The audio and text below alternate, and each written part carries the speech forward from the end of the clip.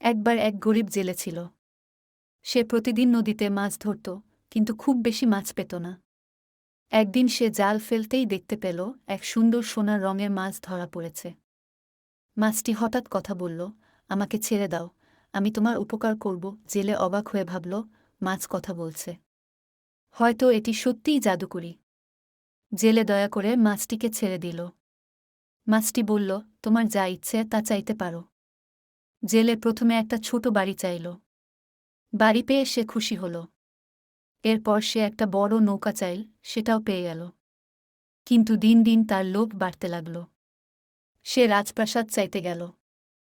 সোনার মাছটি এবার বলল, তোমার লোভ সীমা ছাড়িয়েছে, তাই সবকিছু ফেরত নিতে হবে।